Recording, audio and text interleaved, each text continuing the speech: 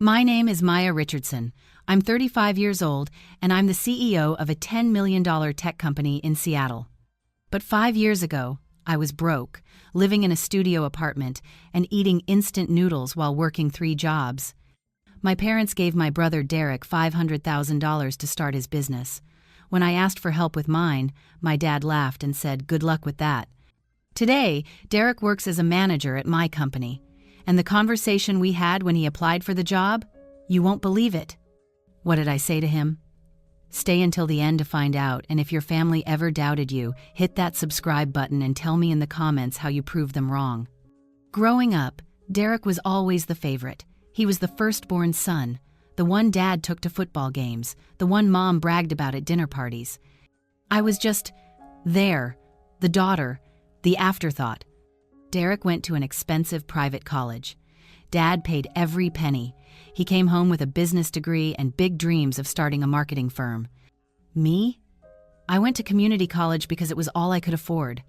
I worked nights at a diner to pay for it, studied during my breaks, graduated with honors, but nobody seemed to notice. When I told my family I wanted to start a software company, Mom patted my hand like I was a child. "That's nice, honey, but tech is so competitive. Maybe you should focus on finding a stable job first." Dad was worse. "Software? Maya, you barely understand computers. Leave that stuff to people who actually know what they're doing." Derek smirked from across the table. "Yeah, sis. Maybe stick to what you're good at. Like, I don't know, waiting tables?" That comment burned, but I didn't say anything. I just nodded and changed the subject. I was 30 years old, and my family still treated me like I was stupid. A year later, Derek announced he was starting his own marketing agency. The family erupted in celebration. "That's my boy," Dad said, clapping him on the back. "I always knew you'd do something big." Mom hugged him. "We're so proud of you, Derek." At dinner that night, Dad made another announcement. "Your mother and I have discussed it, and we're investing in Derek's business. $500,000. My fork froze halfway to my mouth. $500,000? Derek grinned. "Thanks, Dad. This is going to be huge. I've already got clients lined up." "We believe in you, son," Dad said. I cleared my throat. That's amazing, Derek. Congratulations." Then I took a breath. "Actually, I've been working on something too. A software platform that helps small businesses manage their inventory and sales. I've built a prototype, and I've got 3 companies interested in testing it." The table went quiet. Mom looked uncomfortable. Dad set down his wine glass. "Maya," Dad said slowly, "that sounds risky." "All businesses are risky," I said, "but I've done the research. I've validated the idea. I just need some capital to—" "How much?" Dad interrupted. $50,000. Just enough to— Dad laughed. Actually laughed. $50,000? Maya, we just committed $500,000 to your brother. We don't have that kind of money lying around." "But you just gave Derek." "Derek has a real business plan," Dad said. "He has experience. He has connections. What do you have? A prototype?" My face burned. "Yes, and 3 paying customers." "Good luck with that," Dad said, dismissing me with a wave of his hand. He turned back to Derek. "So tell us more about your marketing strategy." I sat there, invisible again. My own father had just told me my dream wasn't worth $50,000, but my brother's was worth 10 times that. After dinner, I pulled my mom aside in the kitchen. "Mom, I'm serious about this. I really think my platform could work." She sighed, drying a plate. "Maya, sweetheart, your father and I just want what's best for you. Starting a business is hard, especially in tech. It's a man's world." That's not true anymore. And honestly, you don't have Derek's confidence, his charisma. Those things matter in business. I stared at her. "So you don't believe in me either?" "It's not about belief. It's about being realistic." She put the plate away. "Why don't you get a nice, stable job? Maybe meet someone, settle down?" "You're not getting any younger." I left that night feeling like I'd been punched in the stomach. My own mother thought I was too old, too boring, too female to succeed in business. Derek caught me on the way out. "Hey, don't be mad. Dad's just being practical." "He gave you $500,000. I said. Because I've proven myself, Derek said. You're still figuring things out. It's not personal. It feels personal. He shrugged. Maybe if you'd chosen a more realistic career, things would be different. I got in my car and drove back to my tiny studio apartment, the one with the leaky faucet and the heater that barely worked. That night, I made a decision. I would prove them all wrong, every single one of them. I worked like I'd never worked before, 3 jobs during the day, development work at night. I taught myself advanced coding. I watched YouTube tutorials until 3 a.m. I survived on coffee and determination. My prototype turned into a beta version. My 3 test clients became 10, then 20, then 50. I charged barely anything at first, just enough to keep improving the software. Every penny I made went back into the business. I reached out to investors, got rejected by 47 of them, heard every excuse in the book. The market's too saturated. You don't have enough experience. Come back when you have more traction. One investor actually said, "Honey, maybe you should find a male co-founder, someone with more credibility." I walked out of that meeting shaking with rage. Meanwhile, Derek's business was struggling. I heard bits and pieces from family gatherings I barely attended anymore. "He's going through a rough patch," Mom would say. "Finding good clients is harder than expected," Dad would add, making excuses. But they never pulled their support, never questioned his ability, never suggested he get a stable job. The double standard was crystal clear. In my second year, everything changed. A mid-sized restaurant chain in Portland tested my software. They loved it. Their CEO introduced me to 3 other business owners. Suddenly I had 200 clients, then 500, then 1,000. I hired my first employee, then my second, then a team of 5. I moved out of my studio into a 1-bedroom. Not fancy, but it was mine. By year 3, my revenue hit $2 million. I finally took a salary. Not much, but enough to stop eating instant noodles every night. I didn't tell my family. They never asked. Derek's business, meanwhile, was failing. I heard through my aunt that he'd lost his biggest client, that he was having trouble making payroll. Dad bailed him out twice, once with $50,000, then another $75,000. Still no questions, no doubts, just unconditional support. By year 4, my company was valued at $8 million. We had 2,500 clients across the country. I'd hired 30 employees. We moved into a real office in downtown Seattle. Tech magazines started writing about me, the self-made CEO who built $1 million company from nothing. One article mentioned that I'd done it without any investors or family support, that I'd worked 3 jobs while building my business. That's when my phone rang. It was my mom. "Maya, we saw the article about your company. Why didn't you tell us?" "You never asked," I said simply. "We had no idea it was doing so well. Your father and I are so proud." Proud. Now they were proud. After years of dismissing me, doubting me, telling me to get a stable job. "Thanks, Mom," I said, my voice flat. "We should have dinner. Celebrate. Your father wants to talk to you about—" "I've got to go, Mom. I have a meeting." I hung up. I wasn't ready to forgive them. Not yet. 2 months later, my aunt called. "Maya, I thought you should know. Derek's business is shutting down." My stomach twisted. Despite everything, he was still my brother. "What happened?" "He overexpanded, made some bad hires, lost too many clients. Your parents have been supporting him financially, but they can't anymore. They've run through their retirement savings." I closed my eyes. $500,000, plus the 2 bailouts, all gone. "Is he okay?" I asked. "He's devastated. He's going to have to find a job." "But Maya, there's something else. Your parents are in trouble too. They mortgaged the house to help Derek. If they don't make the payments, they could lose everything. The house I grew up in, the house they'd owned for 30 years. How much do they need?" "About $200,000 to clear the debt." I could write that check. My company was doing well enough. But should I? These were the people who laughed at my dreams, who gave my brother everything and me nothing, who only called when they saw I was successful. I drove to my parents' house the next day. Dad answered the door. He looked older, tired.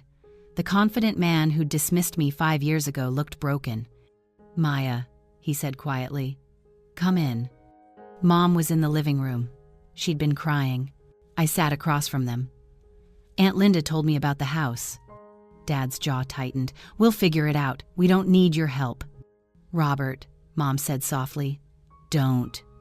"I'm not taking money from my daughter," Dad said. "I'm the father.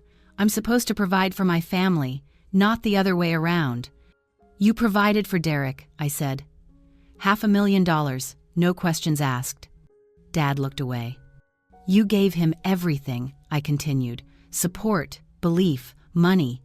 And when I asked for $50,000, you laughed at me. You told me good luck." "Maya," Mom started. "Do you know what those 2 words did to me?" I asked. "They destroyed me. For about 3 days. Then they became my fuel. Every time I wanted to quit, I heard your voice, Dad. Good luck with that. So I worked harder. I proved you wrong." Dad's eyes were red. "I was wrong, Maya, about everything. I'm sorry." "Why?" I asked. "Why did you believe in Derek but not me?" He was quiet for a long time. Then, because I was scared. "You're my daughter. I wanted you to be safe, stable. I didn't want you to struggle like I did when I was young. Derek, I knew he could handle failure. But you, I was trying to protect you." "By crushing my dreams?" I asked. "By making me feel worthless?" "I was wrong," he repeated, his voice breaking. "I see that now. You built something incredible. Without us, despite us. You're stronger than Derek ever was. And I'm sorry I didn't see it sooner."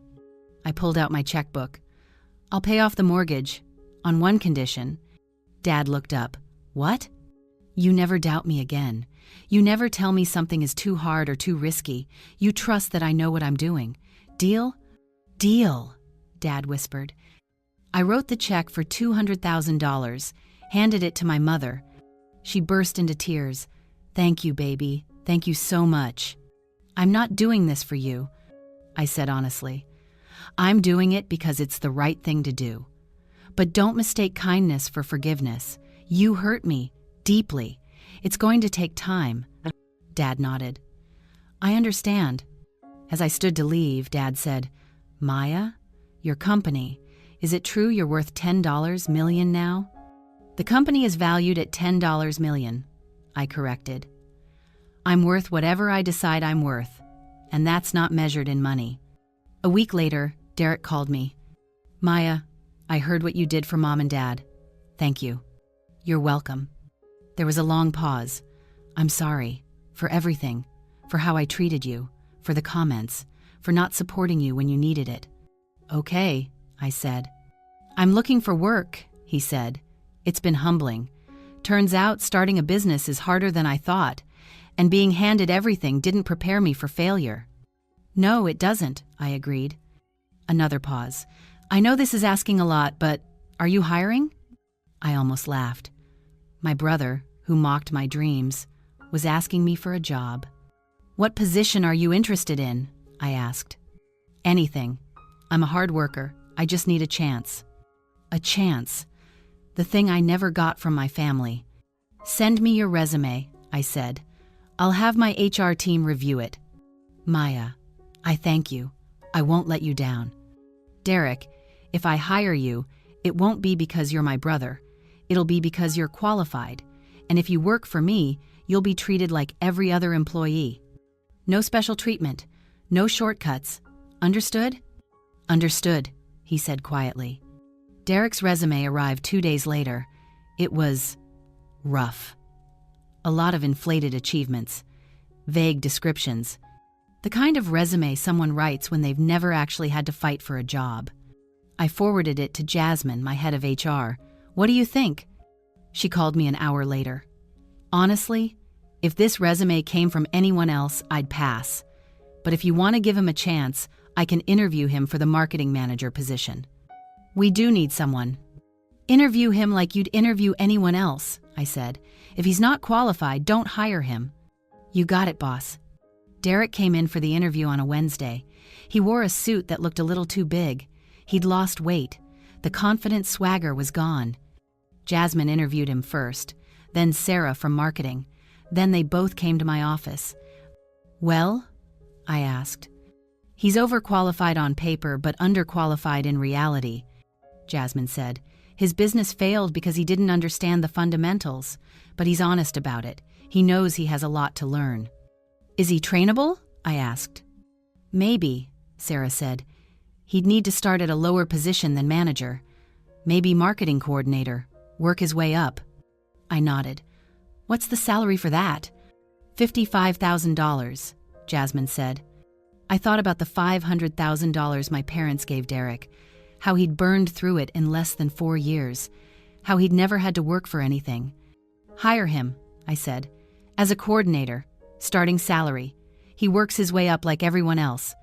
Derek's first day was awkward. I could see it in his face when Jasmine showed him to his cubicle, a small space in the corner of the office.